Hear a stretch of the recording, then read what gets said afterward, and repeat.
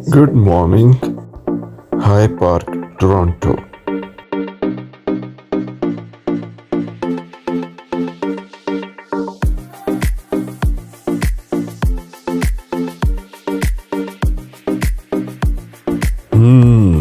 इतनी गुलहरियां, बस का इंतजार और फ्रूट।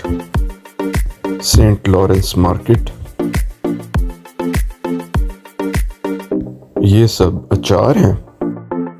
प्रोसेस्ड मीट, जिंदा लॉबस्टर, आप भी खाइए। पेस्टा लंच। गोरों को भी चेन लगानी पड़ गई, हा हा हा। पतली सी बिल्डिंग। कनाडा में भंग जायज है भाई। इसको बर्कजी पार्क कहते हैं।